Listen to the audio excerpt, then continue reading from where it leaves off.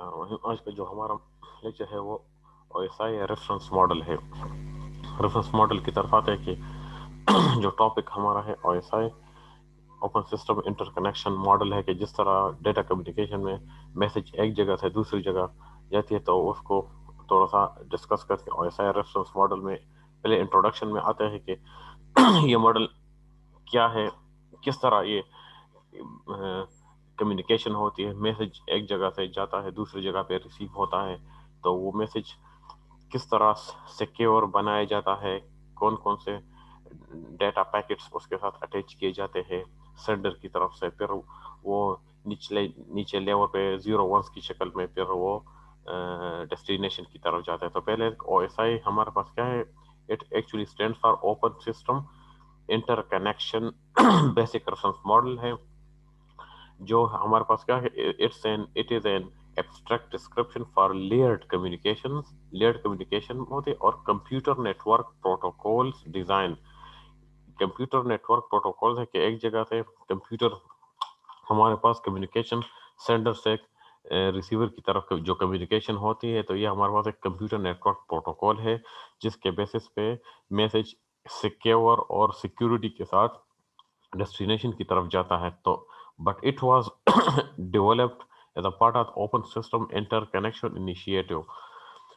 इसके basic form को अगर हम देखते हैं तो ये हमारे पास, हम इस नेटवर्क को मुख्तलिफ लेयर्स में डिवाइड करते हैं architecture into 7 layers from top to bottom. From top to bottom हमारे पास एक एप्लीकेशन लेयर होता है, दूसरा प्रेजेंटेशन लेयर, फिर session layer, transport layer, network layer, data link और फिजिकल लेयर फिर वो जीरो वन में कन्वर्ट होके फिर वो कम्युनिकेशन मीडियम पे ट्रेवल करता है। और हर एक जो पहले जो 3 लेयर हमारे पास है, एप्लीकेशन, प्रेजेंटेशन, सेशन, ये डेटा लिंक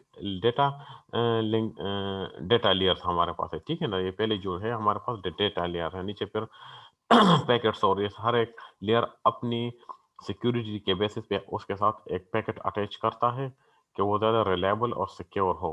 तो therefore it is often referred OSI 7 layered इसको कहा जाता है। तो यहाँ पे अगर हम डायग्राम में देख ले तो हमारे पास एप्लीकेशन, हमारे पास क्या होता है, एप्लीकेशन लेयर। तो ये हमारे पास आप कहते हैं कि ये हमारे पास सेंडर, यहाँ से मैसेज सेंड किया जाता है और ये डेस्टिनेशन है तो यहाँ पे रिसीव किया जाता है। जो टॉप पे हमारे पास 3 लेयर है, हमारे पास एक एप्लीकेशन लेयर है, एप्लीकेशन टू एप्लीकेशन कम्युनिकेशन होती है, ये यहाँ सेंडर से यहाँ रिसीवर पे। यहाँ प्रेजेंटेशन लेयर है, application to application, session layer है, एप्लीकेशन टू एप्लीकेशन। तो ये तीनों हमारे पास एप्लीकेशन लेयर है। फिर ट्रांसपोर्ट लेयर है, जहाँ पे तो जो हमारे पास जो मैसेज होता है वो एक पैकेट की शक्ल में होता है, तो वो टॉप से नीचे की तरफ आता है। तो ये एप्लीकेशन जो टॉप लेयर है ये अपना अपनी इंफॉर्मेशन उसके साथ पैकेट में अरेंज अटैच कर लेता है, प्रेजेंटेशन अपनी इंफॉर्मेशन अटैच कर लेता है और सेशन अपनी इंफॉर्मेशन अरेंज उसके साथ अटैच कर लेता है, ठीक है ना। तो इसी हर एक अपनी अपनी मुताबिक उसके साथ अपनी इंफॉर्मेशन अटैच कर लेता है। नेटवर्क लेयर है, वो नेटवर्क तक आ जाता है, फिर डेटा लिंक और फिर फिजिकल लेयर।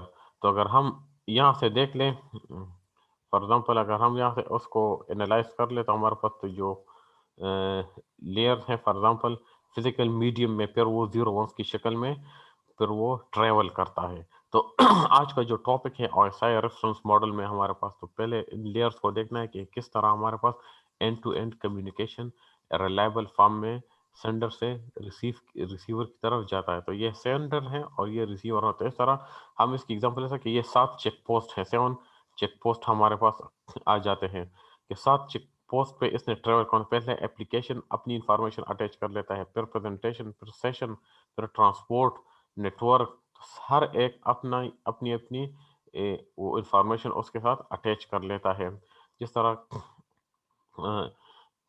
हम इसको देखते हैं कि पहले 3 जो हमारे पास आ जाते हैं ये एप्लीकेशन, फिर यहाँ पे हम ट्रांसपोर्ट जो है वो प्रोसेस टू प्रोसेस कम्युनिकेशन को रिलायबल। दूसरी बात यह है कि अगर किसी एक लेयर में भी अगर हमारे पास मसला आ जाता है, एरर आ जाता है, तो मैसेज क्या हो जाता है, मैसेज करप्ट हो जाता है और फिर हमारे पास जो आगे फॉरवर्ड जो हम करते हैं ना, फॉरवर्ड फॉर एग्जाम्पल हमारे पास तो उसमें एरर आ जाता है। तो जो पहले 3 लेयर है एप्लीकेशन, प्रेजेंटेशन, सेशन, तो ये हमारे पास क्या है, ये होस्ट लेयर्स हैं और इसको हम डेटा लेयर्स भी कहते हैं। डेटा कम्युनिकेशन को ये रिलायबल बनाता है। तो यहाँ से डेटा जब थर्ड लेयर पे पहुंच जाता है तो फिर वो सेगमेंट्स में डिवाइड हो जाता है ट्रांसपोर्ट लेयर पे। और ट्रांसपोर्ट लेयर क्या करता है, ट्रांसपोर्ट लेयर हमारे पास एंड टू एंड कनेक्शंस को, एंड टू एंड कनेक्टिविटी को क्या रिलायबल बनाता है, ठीक है ना। ये रिलायबल बनाता है। सेगमेंट से फिर नीचे आके वो पैकेट्स की शक्ल में, नेटवर्क लेयर पर वो पैकेट्स की शक्ल में आ जाता है हमारे पास जो कम्युनिकेशन है।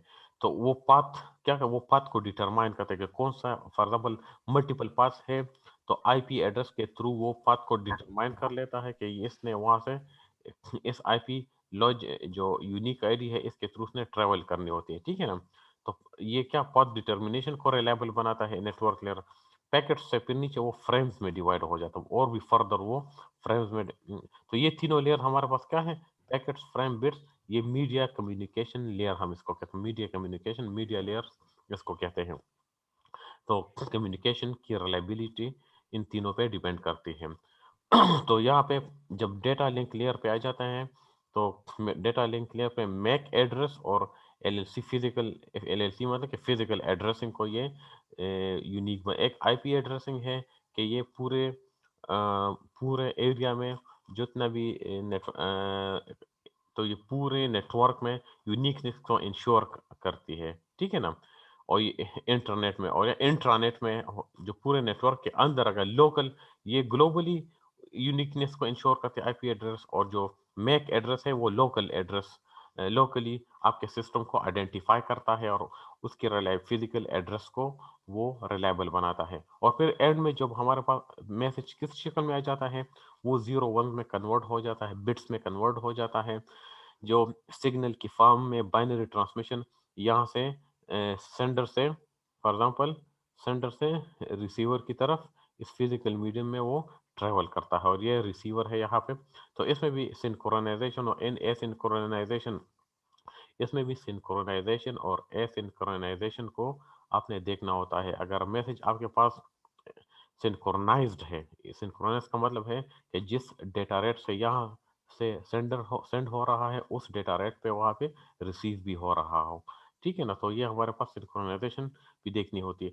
तो आप जो भी मैसेज फॉर एग्जांपल यहाँ से ईमेल करते हैं, तो ईमेल जब आप मैसेज करते हैं तो आपके पास वो किस शक्ल में आ जाती हैं, वो आपके पास फॉर एग्जांपल वो इसी तरह लेयर से वो होके यहाँ पे आ जाता है, फिजिकल मीडियम में ट्रेवल कर लेता है और फिर यहाँ पे वो रिसीव होता है। तो ये हमारे जो for example data communication subject हो गया या नेटवर्क साइट पे अगर आप देख लेना तो ये सारी चीज़ें वहाँ पे बहुत डिटेल के साथ और प्रैक्टिकली हम उसको वहाँ पे देख सकते हैं। राउटर्स, नेटवर्क लेयर पे जो राउटर्स हमारे पास लगे होते हैं, राउटर्स में हम क्या करते हैं, सोर्स टू डेस्टिनेशन जो मैसेज फॉरवर्ड होता है उसकी रिलायबिलिटी को इंश्योर करता है।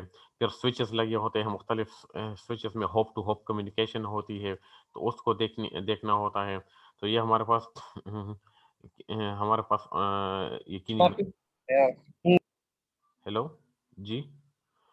हम्म। तो एप्लीकेशन लेयर क्या करता है, ये नेटवर्क प्रोसेस कम्युनिकेशन को रिलायबिलिटी रिलायबल बनाता है। प्रेजेंटेशन लेयर क्या करता है, ये डेटा रिप्रेजेंटेशन में जो इंक्रिप्शन और डिक्रिप्शन होती है ना, ये मतलब है कि आप कहते हैं कि डेटा को सिक्योर बनाता है। इंक्रिप्शन क्या करता है, आपके डेटा पे एक्स्ट्रा पैकेट और चढ़ा देती है। फॉर एग्जाम्पल आपके डेटा को और भी इनक्रिप्ट कर लेता है, कुछ कोड उस पर लगा लेती है, डेटा और भी रिलायबल सिक्योर हो जाता है। और जब रिसीवर पे वो प्रेजेंटेशन लेयर पे रिसीव होता है ना, तो वहाँ पे वो डिक्रिप्शन कुछ कोड होता है, उसके थ्रू उसको खोल दिया जाता है, ठीक है ना। तो ये प्रेजेंटेशन लेयर एक्चुअली क्या है, ये इंफॉर्मेशन सिक्योरिटी में इसका बहुत रोल है कि इंफॉर्मेशन को ये सिक्योर रखता है। सेशन सेशन लेयर क्या करता है, ये inter host communication. Inter host communication का मतलब है कि नेटवर्क के अंदर जब मैसेज सेंड किया जाता है तो वहाँ पे होस्ट कंप्यूटर होता है जो वहाँ पे मैसेज सेंड किया जाता है, उस कम्युनिकेशन की जो क्वालिटी है उसको ये इंश्योर करता है कि कम्युनिकेशन जो है अच्छी क्वालिटी के साथ ये आप इसमें सेंड रिसीवर साइड पे रिसीव हो जाए, ठीक है ना। ट्रांसपोर्ट क्या है, जब वो सेगमेंट्स में डेटा आपके पास फोर्थ लेयर पे वो डेटा को सेगमेंट्स में डिवाइड कर लेता है। सेगमेंट्स थोड़ा सा बड़ा होता है। सेगमेंट्स को फर्दर जब पार्ट्स में डिवाइड किया जाता है पैकेट्स में आ जाता है। पैकेट्स को और भी फर्दर अगर डिवाइड किया जाए पार्ट्स में फ्रेम्स बन जाते हैं। फ्रेम्स को और भी फर्दर अगर पार्ट्स में डिवाइड किया जाता है तो वो बिट्स बन जाते हैं, ठीक है ना। तो सेगमेंट्स में क्या होता है, वही मैंने पहली भी बात की कि एंड टू एंड कनेक्शंस, जो कनेक्शन सेंडर्स की तरफ से वहाँ यहाँ से मैसेज वहाँ रिसीव। अब जो हम फॉर एग्जांपल मैं अब जो जूम पे जो लेक्चर मैं ले रहा हूँ तो मेरी जितनी भी यहाँ से मैसेज गो थ्रू हो रहा है वो फिर वो ग्लोबली वहाँ पे स्टूडेंट्स वगैरह उनको सुन रहे हैं, तो हमारे पास ये कम्युनिकेशन है इसी तरह के लेयर से ओके बिट्स में कन्वर्ट हो जाता है, फिर वो कम्युनिकेशन मिड यहाँ से फ्लो होके वहाँ पे रिसीव होता है। तो दरमियान में जो इको जनरेट होता है, थोड़ा बहुत प्रॉब्लम जब आ जाते हैं वो हमारी कम्युनिकेशन कम्युनिके जो इंटर होस्ट कम्युनिकेशन इसमें थोड़ा सा डिले आ जाता है। तो दरमियान में कहीं ना कहीं लेयर में डिलेज आ जाते हैं, कहीं पे ट्रांसमिशन मीडियम का मसला आ जाता है, कहीं पे इको जनरेट हो जाता है। तो तभी हमारी जो वॉइस क्वालिटी है ना थोड़ी बहुत वो डिग्रेड होती है। तो इन लेयर ये लेयर अगर 100% इफिशिएंट काम कर ले यहाँ से सेंडर से रिसीवर और रिसीवर 100% इफिशिएंटली इन मैसेजेस को रिसीव कर ले, तो फिर हमारी जो वॉइस कम्युनिकेशन है ये क्या हो ये 100 इसकी क्वालिटी ज़्यादा अच्छी होगी। और कहीं पे फॉर एग्जांपल अगर आप वॉइस मिसिंग हो रही है, कहीं पे वॉइस इको जनरेट होता है, तो वो इन लेयर्स में मसला आ रहा है। मोस्टली हमारे पास क्या जाते हैं ये इंटर होस्ट कम्युनिकेशन यहाँ से, और यहाँ पे जो एंड टू एंड कनेक्शन है इसका थोड़ा सा प्रॉब्लम आ जाता है। और दूसरा जो तीसरी इम्पोर्टेंट जो चीज़ है, कभी-कभी नेटवर्क का मसला भी आ जाता है, इंटरनेट या ये सारी चीज़ें। तो इन लेयर्स के थ्रू हमारी जो कम्युनिकेशन है वो अच्छी और बुरी होती है।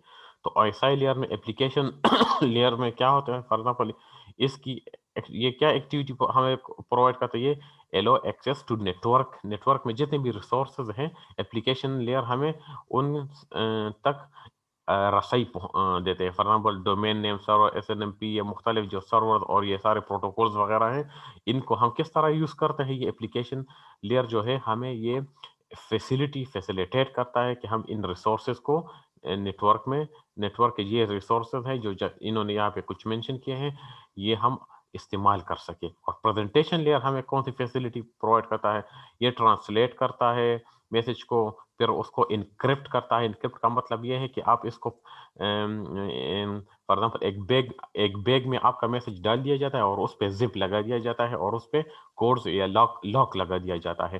तो मैसेज और भी इसको इनक्रिप्ट कहते हैं फॉर्मेशन सिक्योर। और डेटा को और भी कंप्रेस किया जाता है। और जब रिसीवर एंड पे रिसीव होता है तो वहाँ पे प्रेजेंटेशन लेयर में वो डिक्रिप्ट किया जाता है, वहाँ पे उसके अगेंस्ट कोड लगा दिया जाता है और उसको खोल दिया जाता है, ठीक है ना। तो ये प्रेजेंटेशन लेयर क्या करता है, मैसेज ट्रांसलेशन करता है, उसकी सिक्योरिटी को बढ़ाता है इंक्रिप्शन कोड्स लगा के, और डेटा को कंप्रेस कर लेता है। और सेशन लेयर क्या करता है, ये इस्टेब्लिश करता है कनेक्शन, सेशन को एस्टेब्लिश करता है। आप देखें सेशन एक्चुअली है क्या, जब हम मैं यहाँ से ज़ूम ऑन कर लेता हूँ और वो, जब ज़ूम ऑन हो जाता है और मीटिंग स्टार्ट कर लेता हूँ, तो ये क्या किया मैंने यहाँ से सेशन क्रिएट हो जाता है। तो वो क्या ये लेयर हमें ये सर्विसेज प्रोवाइड करता है। सेशन जब क्रिएट हो जाता है फिर उसको मैनेज किस तरह किया जाता है, फिर उसको मीटिंग को एंड की टर्मिनेशन किस तरह किया जाता है। तो ये नेटवर्क का ये लेयर जो है जिसको हम ये प्रोटोकॉल जो भी है ये हमें ये सर्विसेज प्रोवाइड करता है।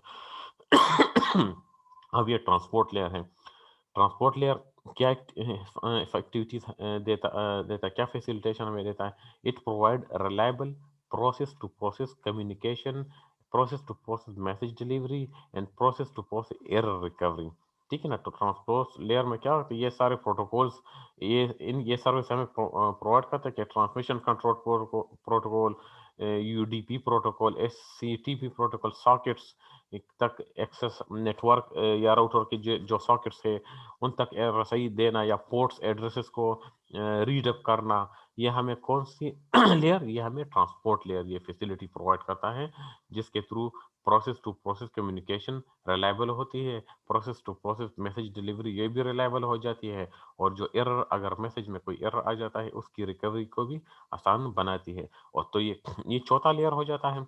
पांचवा लेयर ये कौन सा ये कौन सी एक्टिविटीज हमें प्रोवाइड करती है? ये क्या है? It to move packets from source to destination, reliability and to provide inter networking. तो नेटवर्क लेयर क्या प्रोवाइड करता है?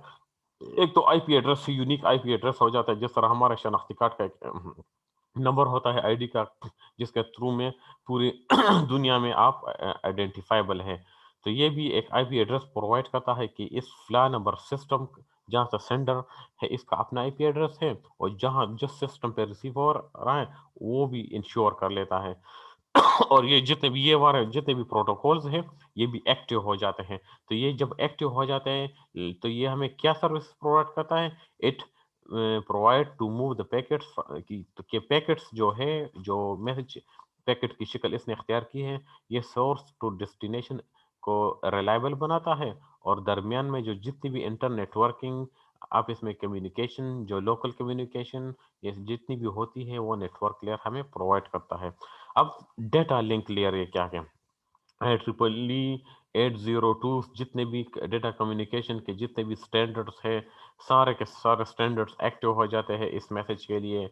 ये सारे प्रोटोकॉल्स, ये TR, FDDI, PPP, इसकी एब्रिविएशन देख ले, ये प्रोटोकॉल्स है actually data link layer. Data link layer पे ये एक्टिव हो जाते हैं। फिजिकल एड्रेस, मैक एड्रेस को ये एक्टिव हो जाते हैं।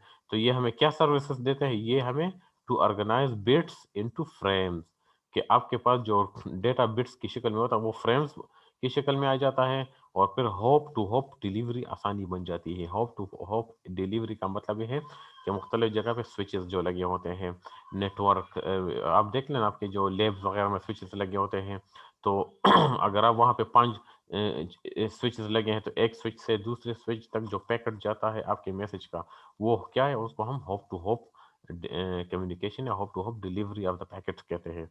तो ये ये तब एक्टिव होते हैं किस वजह से? कि आपका जो मैसेज बिट्स की शक्ल में, फ्रेम्स की शक्ल में आ जाते हैं, और फिर होप टू होप डिलीवरी हो जाती है। तो ये फ्रेम्स, यहाँ तो फ्रेम्स बने होते हैं, मगर फ्रेम से हम वापस कहते हैं कि यहाँ से हमारे पास फिजिकल लेयर पे वो एक्चुअल बिट्स की शक्ल में ही होते हैं हमारे मैसेज। तो वो क्या होता है फिजिकल लेयर पे? Medium, coax, fibre, 10 base, wireless, ये सारे मतलब कि मुख्तलिफ हमारे पास डेटा कम्युनिकेशंस के जो लेयर्स हैं, जो फाइबर ऑप्टिक्स वगैरह जितनी भी हमारे पास वायर्स वगैरह हैं, वायरलेस हो गए या 10 बेस या फाइबर्स वगैरह, तो उस पे हमारे पास जो मैसेज ट्रेवल करता है वो किस शक्ल में? To transmit the message in the form of bits और a reliable communication medium which will be coax, yeah, or fiber or 10 base wireless, yeah, medium, to provide mechanical and electrical specification। मतलब कि मतलब क्या हो जाता है कि इसमें हमारे पास जो मैकेनिकल और इलेक्ट्रिकल स्पेसिफिकेशन का मतलब ये होता है, जो आपका जो मैसेज मूव हो यहाँ से फॉर एग्जांपल बाकी दुनिया की तरफ मूव होता है, जिस तरह आपने देखा होगा कि हमारे पास जितने भी यहाँ से यूरोप की तरफ जो कम्युनिकेशन होती है, मिडिल ईस्ट की तरफ जो कम्युनिकेशन होती है, तो समंदर के अंदर उन्होंने फाइबर ऑप्टिक्स और ये सब कुछ बिछाए हुए होते हैं, जिसके थ्रू हमारी कम्युनिकेशन मीडियम बहुत ज़्यादा फास्ट होती है।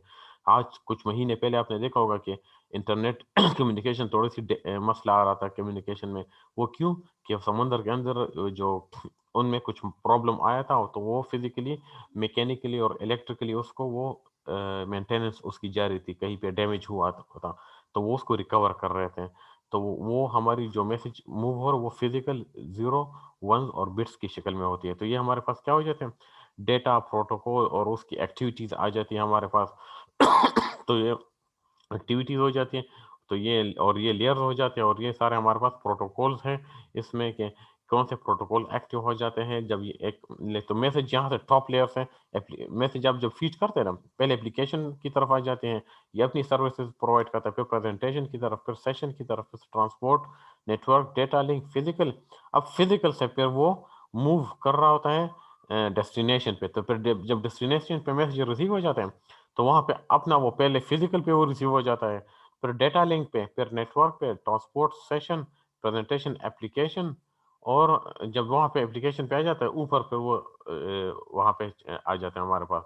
तो अभी आप यहाँ फिजिकल लेयर पे अगर हम देख ले हमारे पास फिजिकल लेयर पे मैंने कहा कि वो बिट्स की शक्ल में होता है, 110, ये आपका मैसेज है। सर ये जी, जी। सर सर हाँ, ये डेटा ये hop to hop delivery data link पे कैसे एक्टिव होती है? हाँ, कि हमारे पास hop to hop delivery data link पे किस तरह एक्टिव होती है। तो फॉर एग्ज़ाम्पल हम डेटा लिंक पे, मैंने आपको बताया था ना कि हमारे पास यहाँ पे स्विचेज़ लगे होते हैं। कि स्विच पे जब मैसेज इन होता है और फिर वहाँ से एग्ज़िट होता है, तो स्विच पे वो जब कौन से पोर्ट पे जब वो रिसीव हो जाता है, तो यहाँ से एक स्विच से दूसरे स्विच तक जो कम्युनिकेशन मीडियम होते हैं, तो आप तो जब यहाँ पे कंप्यूटर पे बैठे होते हैं ना, तो जब आप मैसेज को सेंड करते हैं, वो डायरेक्ट मूव नहीं होता, उसकी स्ट्रेंथ फिर वीक हो जाती है। तो दरमियान में जब स्विच आ जाता है, स्विच पे वो रिसीव हो जाता है, फिर यहाँ से एग्ज़िट हो जाता है, तो जो स्टॉप दरमियान में मैसेज के लिए जो स्टॉप आ जाता है, जहाँ पे उसने थोड़ा-सा डिले करना होता है, तो वहाँ पे हम क्या कहते हैं, उसको हम कहते हैं होप टू होप। एक या आप कहते हैं स्टॉप टू स्टॉप। एक स्टॉप से दूसरे स्टॉप तक मैसेज कितने इसने ट्रैवल करना होता है, ठीक है ना? तो कम्युनिकेशन में या डेटा कम्युनिकेशन में उस स्टॉप को हम होप कहते हैं। आपकी मैसेज सही है सर, समझ आ गई, सही है सर। हाँ, ये हम क्यों करते हैं? क्योंकि अगर आप लॉन्ग दरमियान में मैसेज को स्टॉप नहीं देते, उसका जो सिग्नल स्ट्रेंथ है ना, वो वीक हो जाता है, और जब सिग्नल का स्ट्रेंथ वीक हो जाता है, तो फिर वो ओपन हो जाता है दरमियान में जितने भी एनवायरनमेंट में जितनी भी आपने देखा हमारा एनवायरनमेंट तो बहुत ज़्यादा पॉल्यूटेड है ना, तो दरमियान में कहीं से भी वो इंटरप्ट हो सकता है, और आपका जो मैसेज है वो डिस्ट्रॉय हो सकता है। समझ आ गई ना? अभी यस फिज़िक सर। जी, जी। हाँ, अभी फिज़िकल लेयर में हम फिज़िकल लेयर ये हमारे पास एक्चुअल मैसेज है, ठीक है ना? और ये हम इसको कहते हैं मैसेज के साथ एक हेडर होता है। हेडर है के साथ एक इन्फॉर्मेशन होती है कि ये इस हेडर के इस मैसेज का इस पे ये सिग्नेचर लगा है, लिहाज़ा ये इस मैसेज ने गुम नहीं होना, क्योंकि 110 इसके साथ एक हेडर लगा है, तो इसके बेसिस पे ये एक ट्रांसमिशन मीडियम पे ट्रैवल करेगा, और ये डिजिटल फॉर्म में अब देखना ये डिजिट्स की शक्ल में ऊपर 1 नीचे 0 1101 ये डिजिटल फॉर्म में कम्युनिकेशन होती है, और फिर ये पैकेट इसी तरह वहाँ पे फिर दूसरे रिसीवर एंड पे इस तरह रिसीव हो जाता है, और ये उस पे एक सिग्नेचर लगा होता है। हर एक पैकेट के साथ एक यहाँ पे हेडर होता है, और उस पे ये इस वजह से होता है कि वो पैकेट जो है कम्युनिकेशन मीडियम में आइडेंटिफाई हो सके। 110 उसका एक यूनिक आईडी है। तो यहाँ लिटरेचर में उन्होंने क्या लिखा है कि एक one of the major function of the physical is to move data in the form of electromagnetic signal across a transmission. तो ये हमारे पास क्या है, इलेक्ट्रोमैग्नेटिक सिग्नल है, डिजिटल डिजिटली ये मूव कर रहे होते हैं सेंडर से रिसीवर की तरफ, ठीक है ना? तो और ये है कि it's responsible for movements of individual bits from one hope या नोड या स्टॉप, ठीक है? हम नोड होप क्या है, एक्चुअली नोड है, और हम अपनी जुबान में नोड को क्या कहते हैं कि ये मैसेज का जो सिग्नल है उसके लिए एक स्टॉप है, वहां पे ये रुक जाता है, फिर दूसरे स्टॉप पे, फिर तीसरे स्टॉप पे, इस तरह जाता है। तो both data and signals can be either analogue और डिजिटल। अब सिग्नल एक्चुअली हमारे पास डिजिटली मूव होता है, ठीक है ना? एनालॉग वो होता है जो कंटिन्यूअस सिग्नल होता है, वो इस तरह जीरो वंस के दरमियान जो वैल्यूज है उसको भी रिप्रेजेंट करता है, वो इस तरह मूव करता है। जो आप हिल आपने देखे ना, वो इस तरह एनालॉग सिग्नल। तो एक्चुअली हमारे पास कम्युनिकेशन डिजिटाइज फॉर्म में होती है। दूसरा transmission media work by conducting energy along a physical path which can be wired or wireless। मतलब इसका मतलब है कि वायर के थ्रू भी कम्युनिकेशन होती है, और जिस तरह हम मोबाइल जो पीटीसीएल के थ्रू हम कम्युनिकेशन करते हैं ना, हमारे पास जो गर्म में फूल वगैरह पीटीसीएल पहले यूज करते थे, अभी तो बहुत कम ही यूज करते हैं, ऑफिस तक रेस्ट्रिक्ट हो गए। तो वो क्या है, वायर्ड कम्युनिकेशन है, और एक हम मोबाइल के थ्रू कम्युनिकेशन करते हैं, वो क्या है, वो हमारे पास वायरलेस कम्युनिकेशन है, जो एनवायरनमेंट में हर एक ने अपनी फ्रीक्वेंसी, जोंग ने अपनी फ्रीक्वेंसी रिजर्व की है, टेलीनार ने अपनी की है, जैज़ ने अपनी की है, मुख्तलिफ जगहों पे अपने-अपने पोस्टर्स लगाए हुए होते हैं, तो उस रेंज में हमारी कम्युनिकेशन होती है। तो ट्रांसमिशन मीडिया इसी तरह फिजिकल पाथ पे वो कम्युनिकेशन होती है, ठीक है ना? तो इसमें क्या ये फिजिकल लेयर की कैरेक्टरिस्टिक्स में ये है कि फिजिकल कैरेक्टरिस्टिक्स क्या ऑफ इंटरफेस को रिप्रेजेंट करता है, मीडियम को रिप्रेजेंट करता है, जो ट्रांसमिशन मीडियम है, बिट्स की फॉर्म में कम्युनिकेशन होती है, उसका अपना डेटा रेट होता है। डेटा रेट का मतलब यह है कि जिस डेटा पर सेकंड पे यहाँ से डेटा सेंड हो रहा है उसी पे वहाँ पे रिसीव भी होना चाहिए। अगर इसमें थोड़ा बहुत डिले आ जाए, कि अगर आप यहाँ पे फॉर एग्जांपल 10 मिली सेकंड पर 10 मिली सेकंड पे वो मूव हो रहा है और यहाँ पे 10.1 मिली सेकंड पे रिसीव हो जाए, तो फिर 0.1 एरर आ रहा है, और इस तरह प्रोबेबिलिटी है कि एक टाइम के बाद आपका मैसेज कंप्लीटली लॉस्ट हो जाएगा। तो जिस डेटा रेट पे यहाँ सेंडर हो वहाँ पे रिसीव हो, तो इसको सिंक्रोनाइजेशन कहते हैं, ठीक है ना। तो सिंक्रोनाइजेशन ऑफ बिट्स बहुत इंपॉर्टेंट है कि जिस sender receiver clocks must be synchronised, line configuration, physical topology, transmission, ये सारी चीज़ें देख लेके सिंप्लेक्स, जब अगर बहुत डिटेल में जाना चाहें तो सिंप्लेक्स क्या है, हाफ डुप्लेक्स क्या है, फुल डुप्लेक्स क्या है, आप इसको डेटा कम्युनिकेशन या नेटवर्क में पूरा इसका एक चैप्टर है, हर एक सिंप्लेक्स, हाफ डुप्लेक्स या फुल डुप्लेक्स। तो ये वहाँ पे देख सकते हैं। फिर हमारे पास डेटा लिंक क्लियर है, फिजिकल से थोड़ा सा ऊपर सेकंड पे। तो ये डेटा लिंक क्लियर क्या करता है, होस्ट टू होस्ट कम्युनिकेशन को वो करता है, रिलायबिलिटी बनाता है। जिस तरह मैंने आपको कहा था, ये हमारे पास क्या है, एच टी, ये हमारे पास हेडर पैकेट है। इसमें क्या होता है, कुछ कोड होते हैं, वो हर एक जो लिंक लेयर है वो यहाँ अपनी अपनी इंफॉर्मेशन अरेंज करता है, और ये डेटा एक्चुअली हमारे पास होता है, डेटा इस जगह पे होता है, और ये फिजिकल लेयर को यहाँ से जाता है, और डेटा लिंक लेयर को जो मैसेज आता है वो नेटवर्क लेयर ऊपर से आता है, ठीक है। So data link layer actually क्या है, किस चीज़ के लिए रिस्पॉन्सिबल है, it is responsible to move the frames from one stop to the other stop, कि एक होप से या एक नोड से दूसरे नोड या होप या स्टॉप की तरफ इंश्योर बनाए कि वो होप या वो स्टॉप, वो नोड इतना दूर ना हो कि आपका जो इलेक्ट्रिकल सिग्नल, जो मैसेज का जो सिग्नल है वो वीक हो जाए, ठीक है ना। अभी जो क्वेश्चन स्टूडेंट ने पूछा sir, hop to hop, hop to कि एक स्टॉप से दूसरे स्टॉप तक वो उसकी वो उसको रिलायबल बना दे, ठीक है ना। तो ये पूरा हमारे पास क्या है, ये पूरा एक्चुअली हमारे पास पैकेट है, और एक हेडर होता है, हेडर में चुप हाइड इंफॉर्मेशन होती है, हर एक लेयर यहाँ अपनी अपनी इंफॉर्मेशन अरेंज करता है। तो ये डेटा लिंक लेयर क्या करता है, मैसेज को फ्रेमिंग करता है, स्ट्रीम ऑफ बिट्स में डिवाइड कर लेता है, मैनेजेबल डेटा यूनिट्स की शक्ल में होता है, फिजिकल एड्रेसिंग के लोकल नेटवर्क में वो आइडेंटिफाई हो जाए। अगर ग्लोबली हमने उसकी यूनिकनेस को इंश्योर करनी है तो फिर आईपी एड्रेस है, अगर लोकली हमने उसकी आईडी को इंश्योर करनी है तो फिर मैक एड्रेस है। फ्लो कंट्रोल है कि किस तरह, जिस रेट के साथ आप मैसेज को सेंड कर रहे हैं उस रेट के साथ रिसीवर पे वो रिसीव भी हो जाए। एरर कंट्रोल है कि मैसेज में एरर ना आ जाए, एरर को कंट्रोल किया जाए, क्योंकि अगर दरमियान में कोई एरर आता है, कोई तो क्या हो जाता है, आपका जो मैसेज है वो करप्ट हो जाता है। तो एरर को कंट्रोल करना होता है। इसकी मिसाल इस तरह है कि 7 बंदों को यहाँ पे भी बिठा दो, और 7 लेफ्ट साइड पे बिठा बिठा दो, और 7 बंदों को राइट साइड पे बिठा दो, और एक बंदे के कान में एक बात कहो, और उसको कहो कि इसको दूसरे को बताए, दूसरा तीसरे को, चौथे। तो अगर वो एग्जैक्ट बात बताएगा, कुछ दरमियान में कुछ मिर्च मसाला नहीं डालेगा, तो वो बात 100% वहाँ रिसीव हो जाएगी।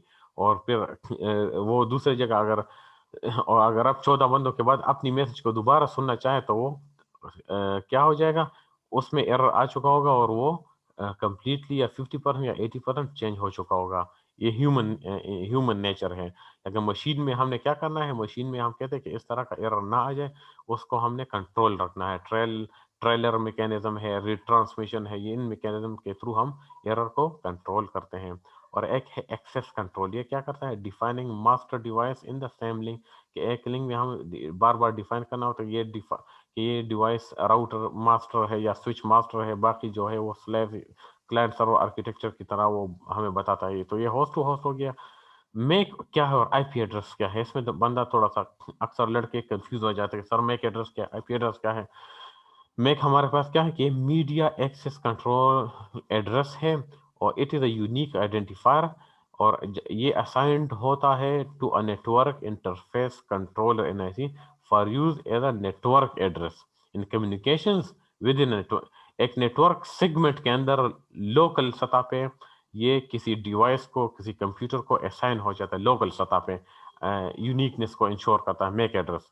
और आईपी एड्रेस क्या करते हैं, ये इंटरनेट हम इसको कहते हैं, हम हम क्या कहते हैं, ये इंटरनेट प्रोटोकॉल एड्रेस है, न्यूमेरिकल लेबल है जो हर एक डिवाइस को असाइन होता है और ग्लोबली ये आइडेंटिफिकेशन को इंश्योर करता है, ठीक है ना।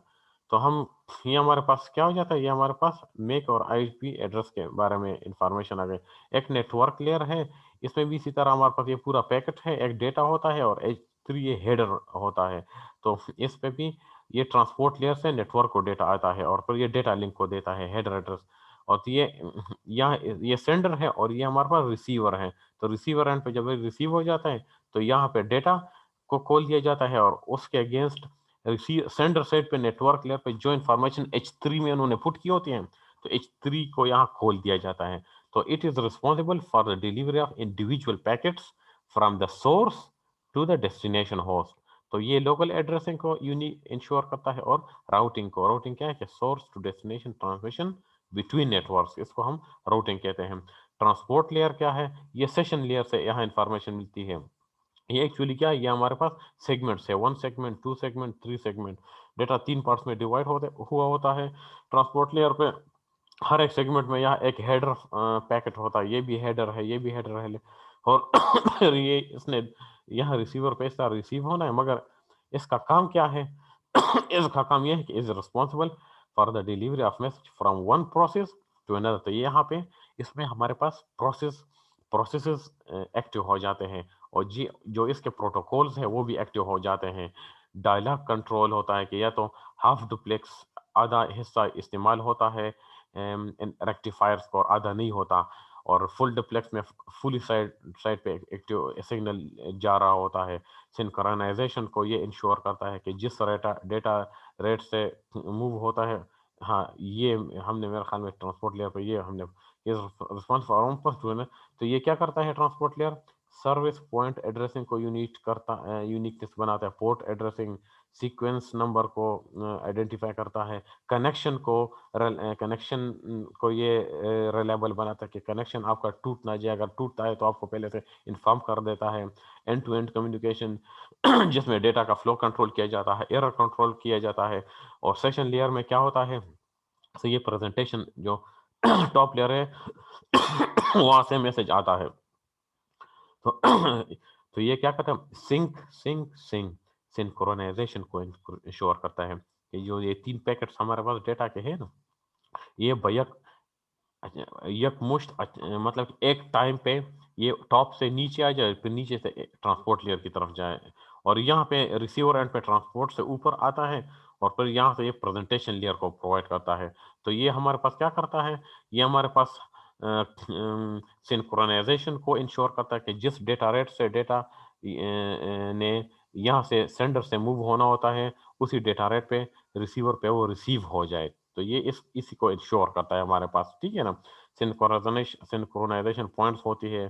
प्रोसेस इन लाइन जितनी भी आपका डेटा हो वो इन लाइन एक ही कतार में डेटा यहाँ से उसी एक कतार में सेंडर से जाए और वहाँ पे रिसीव हो जाए with in the same page, ठीक है ना। कोई डिले वगैरह कोई कुछ भी ना आ जाए।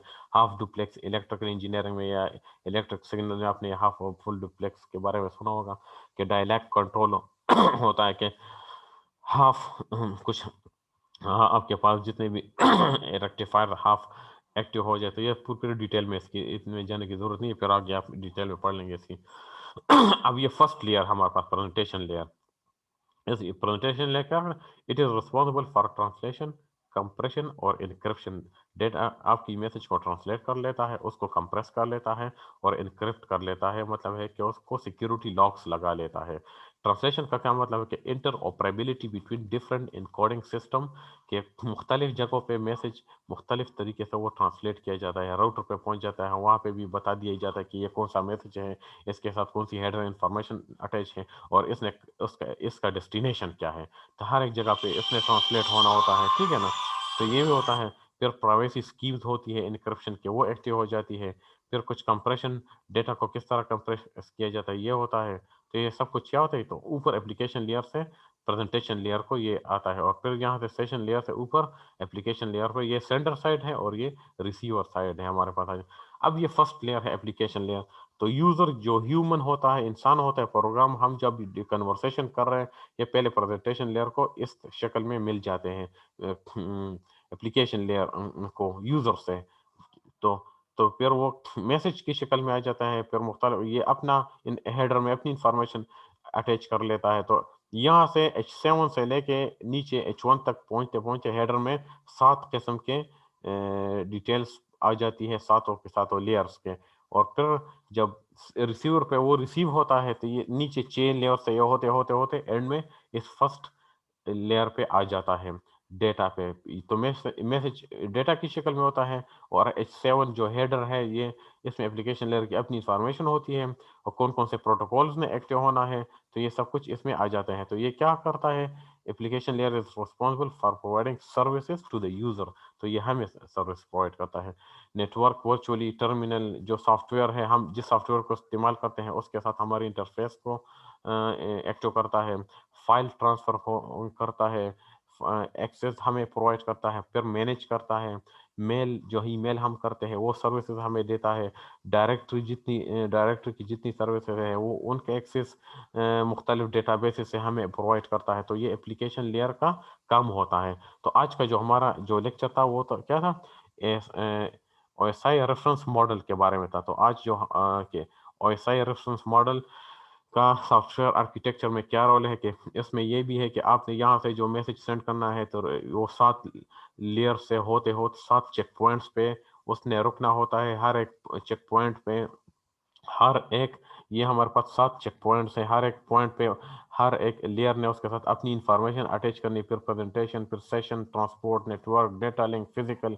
जब यहाँ तक पहुँच जाता है, फिर वो कम्युनिकेशन फिजिकल मीडियम में 0 1 बिट्स की शक्ल में इसने मूव होना होता है सेंडर से रिसीवर की तरफ। फिर रिसीवर में जब वो उसको मिल जाता है, तो फिजिकल ने जो हेडर फाइल में जो अपनी इंफॉर्मेशन होती है वो उसको खोल देता है। डेटा लिंक लेयर का H6 को खोल लेता है, ये H5 हेडर फाइल। नेटवर्क क्या खोल लेता है, ट्रांसपोर्ट का जो H4 में जो चीज़ सेव होती है उसको खोल लेता है। सेशन अपने अगेंस्ट का जो सेशन लेयर है उसकी इंफॉर्मेशन खोल लेता है।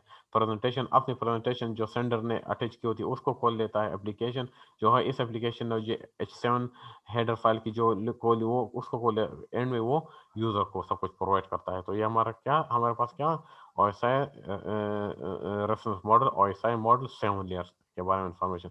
तो ये आज का लेक्चर था। मैं इसको इंशाल्लाह इसका जो रिकॉर्डिंग वो है वो LMS पे अपलोड कर लूँगा।